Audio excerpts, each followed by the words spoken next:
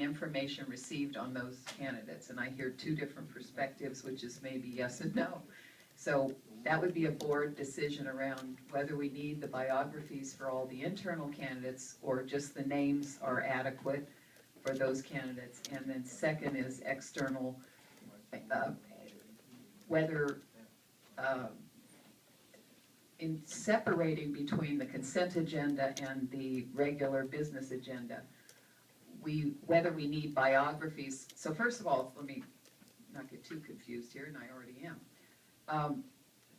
Internal versus external. Do we just need names? Do we need names and biographies? Do we need names and biographies for both the consent agenda and the public agenda? Or is one or the other enough? Do we want to have two different sets of rules for those two items? Because as Dr. Bernard said, you might have 40 employees on a list. Do we need resumes for all of those? And if 40 are internal candidates, do we need resumes for all of those? Is there a difference? I'm just posing that. And to add more confusion, at the time that we hire somebody, maybe as a classroom teacher, their vita or their resume might be very, very short, but by the time that they are promoted into a management position, they may have acquired a master's degree, they may have acquired a doctor's degree, and there would be nothing wrong in having that highlighted as qualities that have impacted the selection of that individual. So I'm not saying not to have information. I'm just looking at the timing of the information. And also within that, what information is important? Is it just where the person attended their university and what degrees they received? Is it important where they worked before? How far back are you expecting us to go? So if there's going to be consistency, then I think that the template that Julie Brown Martin has been using in the past is a template that works. I think it works well. And if there's no need to change that, then that's something we can just set aside. And then we're just looking at the timing of when this information comes forward. Yes, it seems to me kind of a timing issue. I think in some cases, for me personally, names of internal candidates is fine. I don't need resumes for all of those candidates, except as Dr. Bernard said, you can highlight sometimes if there's an additional accomplishment. But I've never been one to need to know all of those things. Mrs. Denwood, did you have a question? No, I was just going to say that I've been comfortable so far with the procedure we've had where we just have names for a consent agenda and we've had the resumes for those on the public agenda. I would really appreciate the fact that we're going to be getting them sooner and consistently. I think that would be helpful because it hasn't always been that way. It seemed to me that Brian also had another issue that he was talked about. Maybe we haven't discussed it directly tonight, and that was whether or not if we were going to appoint a principal, if who the school that person was going to be appointed to was a part of the public agenda. Is that not? Am I clear? Is that what you wanted to? We're also suggesting. That's correct, and I think Ms. Oakes was touching on that. And so when I look at our agenda from the last meeting, where it read things like 15.2, appointment of vice principal high school, I would like to see which high school, and I think that the public would be interested in that because then, you know, if I'm a parent or a student or interested community member, I might come to the meeting based on that. But a district of our size, when it merely says high school, you know, people aren't going to come. And so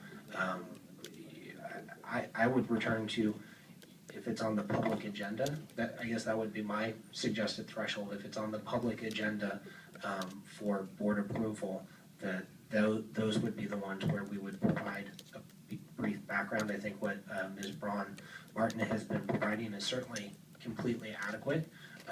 I would suggest that for internal candidates, just to give them the same, you know, to me it's kind of cool sometimes hearing people's backgrounds and things like that. It's one of the things that I think, you know, puts a bit more humanity behind it and gives us some perspective. And so I would suggest for internal candidates, for those positions that are coming to the board for a vote outside the consent agenda, that I would like to see us list what the position is. So vice principal at, you know, Ignacio Valley High School, and then that we do have the same biography that the board receives and the same biography that Ms. Braun Martin reads out. If that was published the day before, that would be my suggestion. Ms. Brown Martin, when these jobs come forward, when they're put on the business action items, do you know always which school those candidates are going to be employed at? Because we do some, periodically, and I've never liked this, but we do those pools, administrative pools or job pools, and people are sort of applying for a generic position. I'm applying for a vice principal's job, and I don't really know if there's an opening or what school I'm at.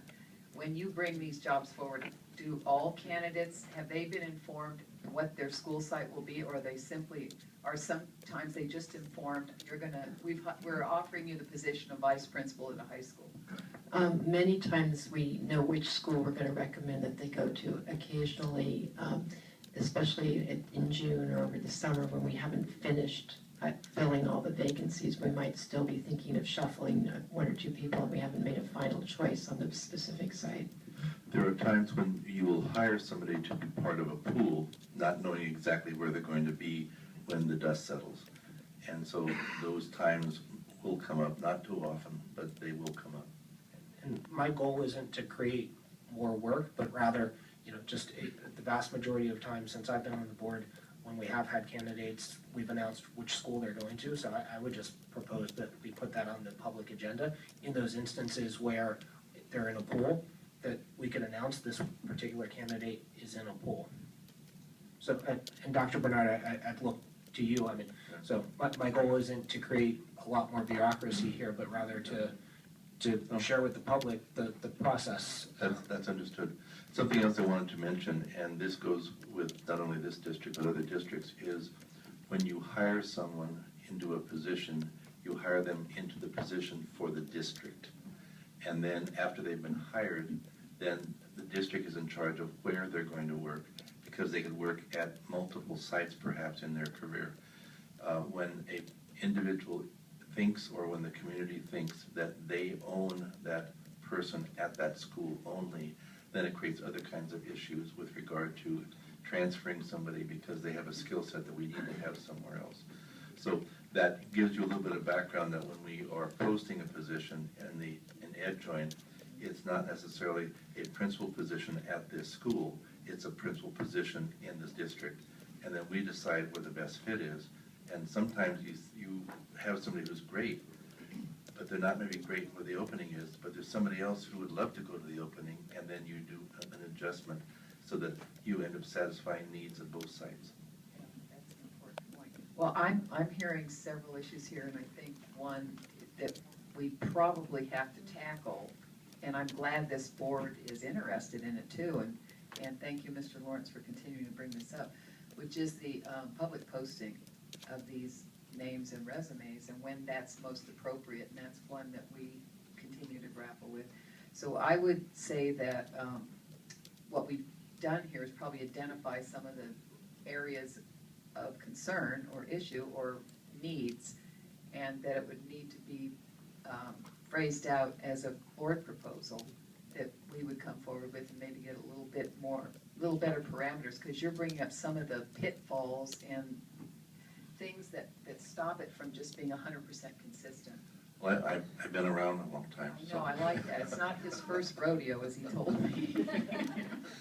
So There's an advantage to getting old. If I could make a suggestion, I would suggest that staff come back with a recommendation to the board at the next meeting.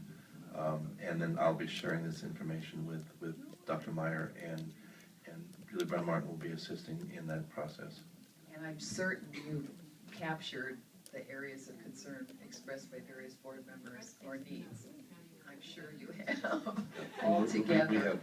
We have the issue is when, and from what I have as far as my notes is the design of the template that's currently being used by Julie Brown Martin in reporting out is sufficient.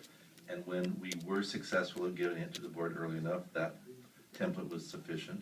So the downside was that we were not consistent in providing it to the board in a timely fashion, and we're going to remedy that. And then the other issue is the 24-hour window, so it can be on the website so that individuals could see it if they wanted to. Okay. Have I captured everything? You are good, yes. And then the the issue of, would it be the position